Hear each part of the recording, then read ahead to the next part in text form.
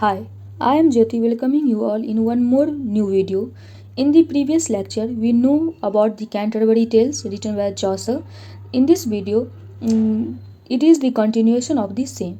In the last video, we know that while visiting to Canterbury, the group decided to tell the stories to pass the time both at the way to Canterbury and in the returning time. Everybody decided to tell the stories, but we also know that everybody did not narrate the story. In the previous lecture, we have discussed some of the characters who narrates the story, and we also know their descriptions. In this video, we will discuss the other next characters which have remained in the previous video. So let's start the summary of the poem The Canterbury Tales. In the previous video, we have discussed about the prioress who tells about the story of the murder of a child. In this video, we start with the second nun. This is a character in the play The Canterbury Tales. The second nun, the narrator doesn't describe her much. She narrates the life of Saint Cecilia as her contribution to the pilgrimage. That means she is the more descriptions about the second nun was not given in the poem, but the story she narrates was given. The story she narrates about Saint Cecilia. Next, the monk. The man who loves to be modern has a habit of hunting. He is handsome to look at with bright eyes, and he brings a greyhound along with him, indicating that he is not an ordinary monk reading books and telling tales of greatness from the world. This monk looks at things differently and often keeps aside the old narrations. He describes a series of tragedies about Lucifer, Samson, Hercules, Nabucodonosor, and Balthasar. This is the characters in the Western world which was very much famous, and the monk was not the monk we describe in our imagination, and that someone who is spiritual and that we think about the Indian monks especially. This monk is a little bit different. He is a modern thought person, and he describes the tragedies, especially the tragedies in the life of different persons like Lucifer and Samson. The next character is Friar. The name of the friar is Hubbard, who is licensed friar with permission to beg in several selected districts. He is shown as a happy man. The narrator shown him as a beggar with skills. He tells stories of summoners. That means from this story, in the summary part, we know that this is also a screenshot of the time of the medieval period in Europe. And in this poem, we see that here is the description of a licensed beggar who have permission to beg in some of the districts in that time of London. He narrates the stories of summoners. The merchant, he is well dressed and skillful in bargaining, telling the story about a betrayed blind man. So basically we have to remember that all the characters do not narrate the story. Some of the characters who narrates the story, we have to remember the person and which type of a story he delivered in the pilgrimage. Basically such type of information may be important for some of the MCQ type questions, or if any questions talked about the description of or the main stories, what type of stories delivered in the Canterbury Tales, then such type of information can be important to write the answer. The clerk, an educated man from Oxford, values books over material possessions and tells a story about testing a wife's devotion. The next character is a sergeant of the law. He is full of dignity and speaks words of wisdom without any stuttering. He acts as a judge in Aries court and draws huge amount of grants. He is expert in legal writings. He is humble. He narrates the story of a woman named Constance with numerous tragedies in her life, which she overcomes by having faith in Christianity and God. Basically, the person who is also a law member, having good knowledge of law, also receives a good amount of grants from the court, from the king, because of their high judicial knowledge. But somehow he also have faith in Christianity, have faith in God. So he narrates the story of a woman who have faced many tragedies in her life, but due to her faith in Christianity, due to her faith in eternal God, she has overcome all the difficulties she has in her life.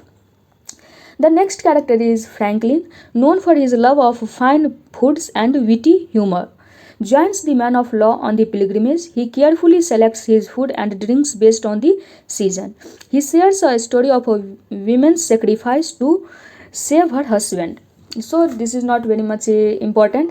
We have to write that Franklin, who delivers the story about a woman's sacrifice to save her husband. And we can remember just the name and which type of a story the person delivered in the journey. The haberdasher, carpenter, weaver, dyer, and tapestry maker are all dressed alike in guildsman attire. They do not contribute a tale during the journey. So initially in the prologue part, we see that it was decided that everybody tells the story in the way to Canterbury and in the time of returning.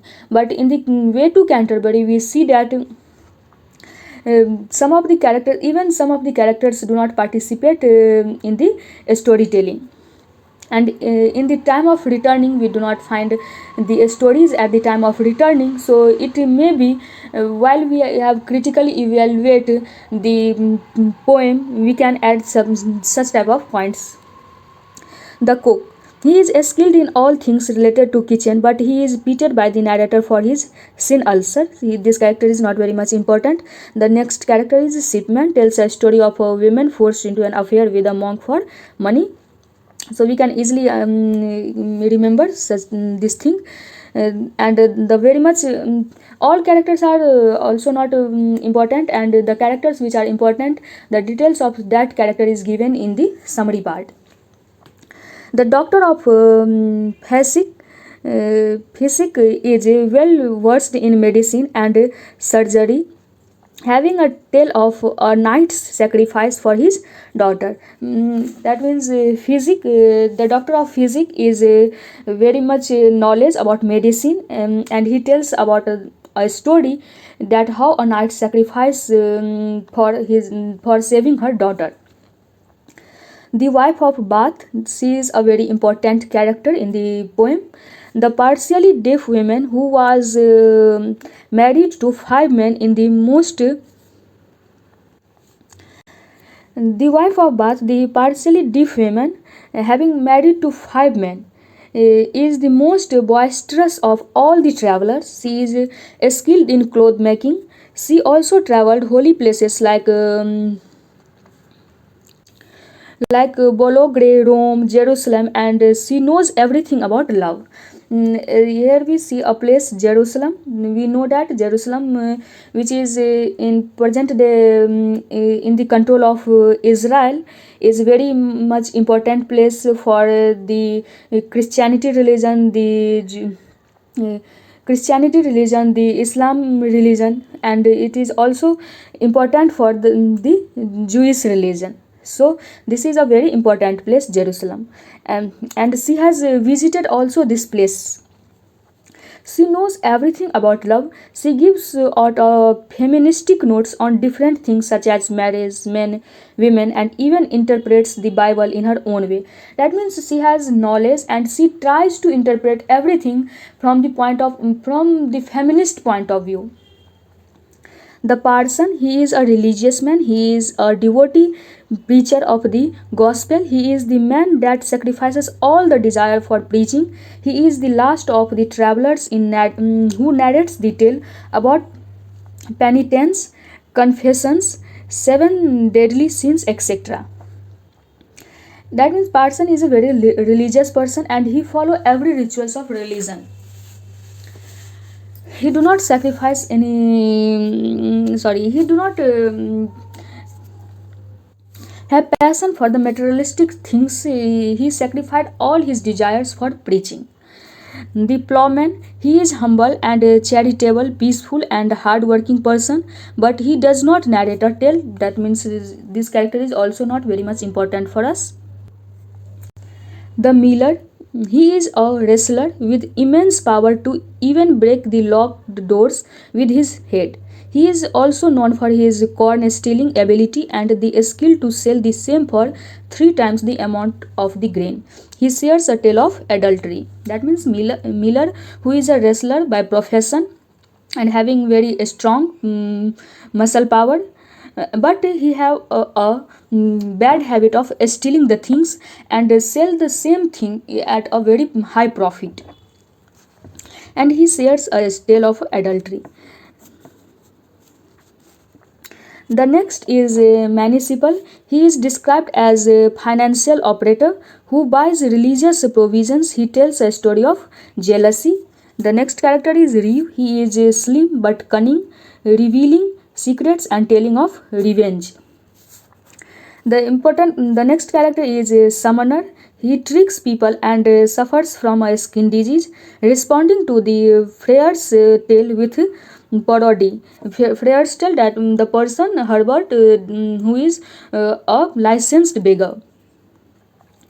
The pardoner, traveling with the summoners, tells an allegorical tale of greed and tries to sell pardoners, but is stopped by the host who owns the Tarbard Inn, where the journey begins and mediates any conflicts. That means these characters are not very much important for the examination point of view, but the pardoner who tries to interrupt in the tales of the others, who travels, the pardoner traveling with the summoners, and the summoners, we know that he is a person suffering from a skin disease, and we know that he was traveling with summoners, and we know that in Christianity it was type of practice in which if we confess our sins, then God can pardon us. In the films we can see that in the Christianity we see that in every church a pope, and in front of the pope, if we confront our sins, then God can pardon our sins. So in the same way, the pardoners who try to sell the pardons, because he was a very greedy person, and the same thing was done by the pardoner, but he was not a pope, he was not a person who have authority to tell the people that he can pardon the person others for their sins. But this is not a very important character. In the last, we can conclude that in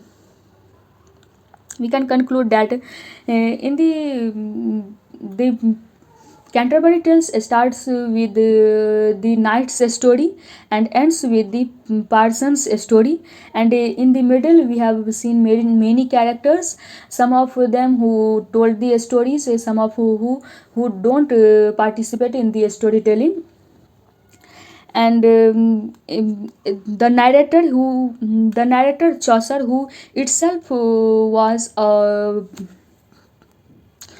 a pilgrim to the Canterbury Tales. In this poem we see that he has told two stories, one the tales of Sir Thopas, and other the tales of Malaby.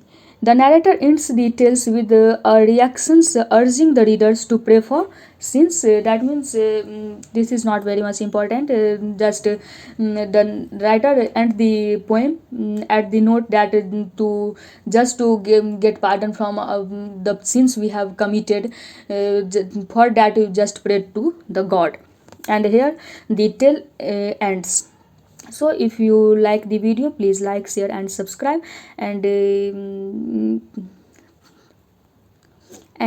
give your feedbacks in the comment section. Thanks for watching.